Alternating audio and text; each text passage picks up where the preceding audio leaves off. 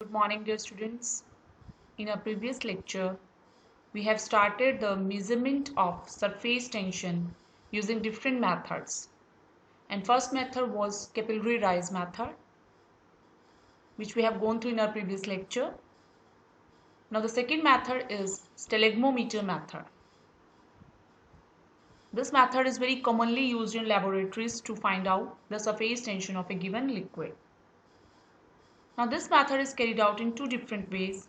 First one is the droplet method and second one is the drop number method. Now first one is the droplet method. Now what is the principle on which it is based upon? According to the principle, whenever a liquid is flowing through a capillary in the form of drops, the weight of a drop falling slowly out of a capillary which is held vertically will be directly proportional to its surface tension.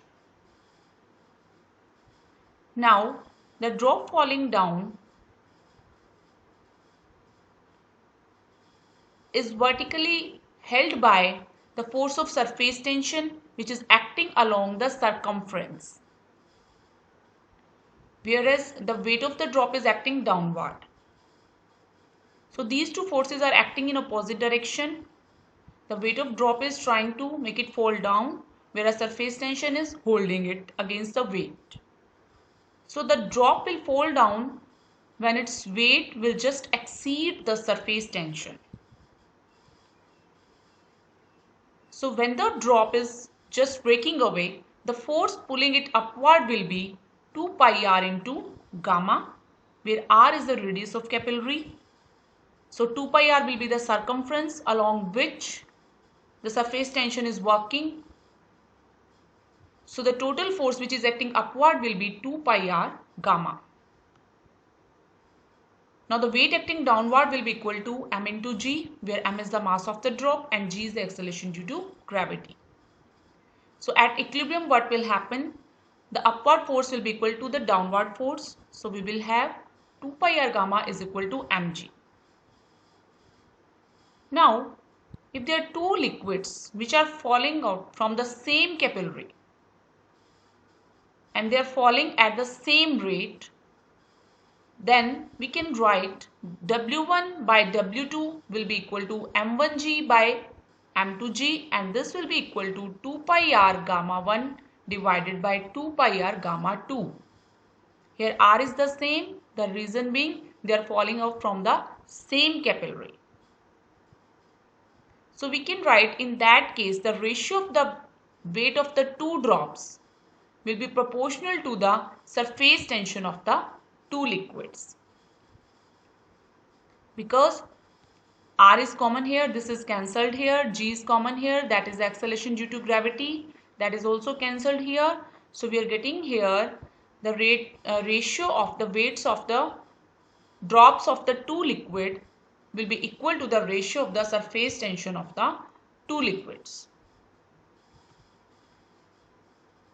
Now the apparatus used for determining the surface tension of liquid is known as stalagmometer. That's why we call this method as stalagmometer method.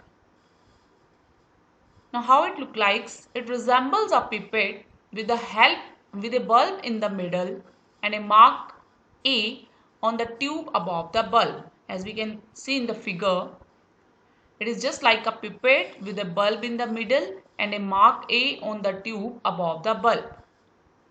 Now the lower portion below this bulb is made up of a capillary with a flattened tip. So as we can see in this figure, the weight of the drop will tend to move it down, whereas surface tension will act along the circumference. Now how the procedure is done? The apparatus is first cleaned with the chromic acid to remove any greasy matter sticking on it, and then thoroughly washed with water. Now it is clamped vertically in a clamp stand and a rubber tube with a pinch cork is attached to its upper portion. Now first of all, distilled water is sucked into the apparatus, and with the help of pinch cork, the pressure is adjusted such that the rate of fall of drops is about 15 to 20 drops per minute. Now an empty weighing bottle is taken whose weight has been already measured. This weighing bottle is placed below the stalagmometer and 10 drops of water are allowed to fall into the weighing bottle. And then the weight of weighing bottle along with drops is also taken. Now the apparatus is rinsed with the acetone and allowed to dry. An experimental liquid is sucked into the stalagmometer. Now again the procedure is repeated with the experimental liquid. The rate of fall of drop is adjusted and 10 drops of experimental liquid are allowed to fall into the weighing bottle and its weight is measured. So how we can calculate here? Suppose the weight of empty bottle is W1 gram and weight of bottle plus 10 drops of water is equal to W2 gram. Similarly, weight of bottle plus 10 drop of liquid was found to be W3 gram. Now from here we can find out the weight of 10 drops of water, which will be equal to W2 minus W1 gram, and weight of 10 drops of liquid will be equal to W3 gram minus W1 gram. So equal number of drops and their weight were taken. Now using the same formula which we have already discussed, gamma 1 by gamma 2 is equal to W1 by W2. So the same formula is used here, but notations are different here, where gamma L is for the surface tension of the liquid and gamma W is the surface tension of water. W3 minus W1 is the weight of 10 drops of liquid and W2 minus W1 is the weight of 10 drops of water. So if gamma W is the surface tension of water, then the surface tension of liquid will be given by this formula and we can easily calculate the surface tension of the liquid. So this is the drop it method to determine the surface tension of a given liquid. Now next one is the drop number method. In drop it method we have measured the weight of equal number of drops of experimental liquid as well as reference liquid. Now to make it more convenient, it can be done in an alternative way, which is the drop number method, in which the number of drops are counted which are formed from a certain volume of the liquid. In this case, what is done, equal volume of the two liquids, experimental liquid as well as referent liquids are taken and number of drops are counted. So it is easier to count the number of drops than to measure the weight of drops. Now how this method is done, suppose the number of drop formed from VML of a liquid is equal to N. So N drops of liquids are formed from VML, volume of a liquid. So volume of single drop of the liquid will be equal to V by N. If D is the density of the liquid, then the mass of single drop of the liquid will be given by volume into density, and that is equal to V by N cross D. So mass of the single drop of liquid will be given by V cross D by N. Now we know that a drop falls down when its weight just exceeds the surface tension, and at equilibrium the force pulling upwards is equal to weight of the drop. So using the same formula, according to which 2 pi r gamma is equal to m into g, we have calculated in the last slide this mass of the drop which is equal to m, that is given by V cross D by N. So we are substituting here the value of m, which is mass of one drop. We are having 2 pi r gamma is equal to V cross D by N cross G. Now if from the same volume of two liquids the number of drops formed are N1 and N2, and D1 and D2 are their respective densities, then we can say for the first liquid of which surface tension is gamma 1, D1 is the density and N1 is the number of drops formed from the volume V. In that case, for first liquid we are having 2 pi r gamma 1, that is equal to V cross D1 by N1 cross G, and this is equation 1. Similarly, for the second liquid, we get the second equation, that is 2 pi r gamma 2 is equal to V cross D2 by N2 cross G. As here the volume is taken same, so V is same here in both the equation for the first liquid as well as for the second liquid. Now dividing this equation 1 by 2, cancelling the common terms, we are getting gamma 1 by gamma 2 is equal to N2 cross D1 divided by N1 cross D2. So knowing the number of drops N1 and N2 formed from the same volume of two liquids, knowing their densities D1 and D2, and knowing the surface tension of one of them, we can easily find out the surface tension of the other liquid. Now generally in this method, we use water as a reference liquid to determine the surface tension of a given liquid. The reason being, the surface tension of water is known at various temperatures, which we can use here, substitute here and find out the surface tension of given liquid easily. Now how the procedure is done for the drop number method? Apparatus used is the same, that is stalagmometer. It is cleaned and clamped vertically. Distilled water is first sucked into the apparatus up to the mark M.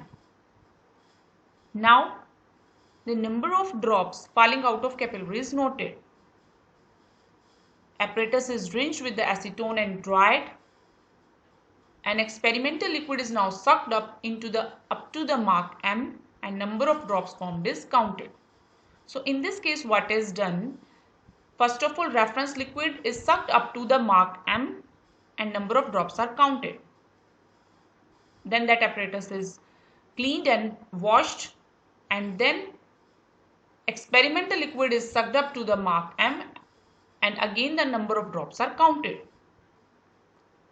Now the surface tension of the experimental liquid will be calculated using the formula which we have derived in the last slide, that is gamma 1 by gamma 2 is equal to N2 by N1 cross D1 by D2. So this is the drop number method to determine the surface tension of a given liquid. Now third method is tensiometer or the torsion balance method. This method is a commercial method which is used for the rapid measurement of surface tension. Now what is the principle behind this method? It is based upon the principle that force required to take out a horizontal platinum ring dipping just below the surface of a liquid is directly proportional to the surface tension of the liquid. So this principle will be used to determine the surface tension of given liquid here. So what is done, how the procedure is done, a platinum ring of about 4 cm diameter is immersed in the experimental liquid taken in a watch glass. And this platinum ring is attached to the one end of a beam of sensitive balance. The other end of the beam is fixed to a stretched wire which can be given a torsion by suitable device. Now, the amount of torsion just sufficient to take out the ring is recorded on the circular scale attached to the one end of the wire, and that is equivalent to the force required to separate the ring from the surface of the liquid, means surface tension of the liquid. So what is done? Experimental liquid is taken in this watch glass and platinum ring is dipped just below the surface of the liquid. Now torsion is applied from here so that to take out the string out of the surface. So what amount of torsion was required, that is directly measured on this circular scale. and that is directly proportional to the surface tension of the given liquid. So this experiment is repeated with the reference liquid as well as with the experimental liquid, and then the value of torsion are noted for the two type of liquids. And the surface tension of two liquids will be proportional to the torsion required to take out the ring. So suppose the torsion angles are θ1 and θ2 for experimental liquid and water, and their surface tensions are gamma1 and gamma2, then we will have gamma1 by gamma2 is equal to θ1 by θ2. Now knowing the surface tension of water and knowing the torsion angle for the two liquids, we can easily find out the surface tension of given experimental liquid. So this is our torsion balance method to determine the surface tension of a given liquid. Now next we will do in our next lecture.